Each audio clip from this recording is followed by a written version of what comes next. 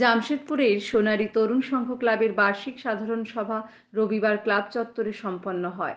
সভায় 2024 থেকে 26 সালের জন্য নির্বাচন সম্পন্ন হয়। নির্বাচনে সভাপতি হিসেবে মনোনীত হন তপন কুমার গুপ্ত, উপসভাপতি হিসেবে সমীর কুমার ব্যানার্জি, অজিত রক্ষিত ও উৎপল কুমার ঘোষ এবং সাধারণ সম্পাদক হন দেবব্রত মজুমদার।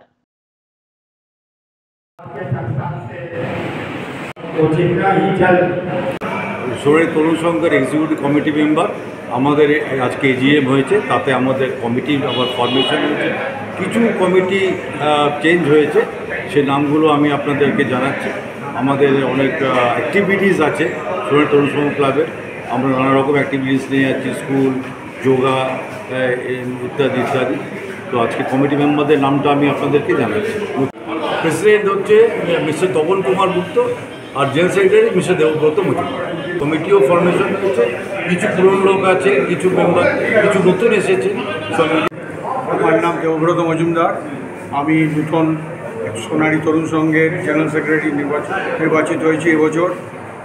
আমার আশা থাকবে এবং যে এই যে ক্লাবকে যে এই অবস্থায় এখন যে আগের কমিটি যেখানে নিয়ে গেছে সেখান থেকে আরও ভালো করে রাখবার এবং এটাকে ভালোভাবে মেনটেন করবার, এটাই আমার প্রচেষ্টা থাকবে।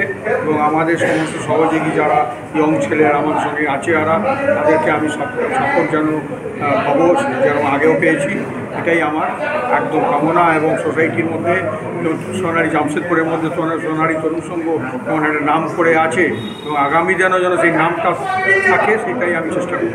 ধন্যবাদ। আমি সোনালী তরুণ সংঘ ক্লাবে আবার নতুন করে প্রেসিডেন্ট হয়েছি। আমি গতবারও ছিলাম, তো এবারও সকলের উৎসাহ উদ্দীপনা এবারে আবার নতুন করে করা হয়েছে। আমি চাইছি এই ক্লাবকে আরও উন্নত করার জন্য, আমাদের উত্তরসূরির পথে চলতে, যারা এই ক্লাবের আগে ছিল, স্বর্গীয় এসডি সিং, এসকে সিং, আরও বহু লোক, তাদের সহায়তা, তাদের মার্গদর্শনই আমরা আবার নতুন করে ক্লাবকে শুরু করতে চাইছি এবং জামশেদপুরের মধ্যে একজন স্বনামধন্য ক্লাবের মধ্যে পরিচিত হতে চাই। আমি আমাদের সমস্ত সদস্য এবং নতুন সচিব সবাইকে ধন্যবাদ এবং অভিনন্দন জানাই। তারা যেন সুচারুরূপে এই ক্লাবকে আরও নতুনভাবে সঞ্চালন করে উদ্দীপনা সৃষ্টি।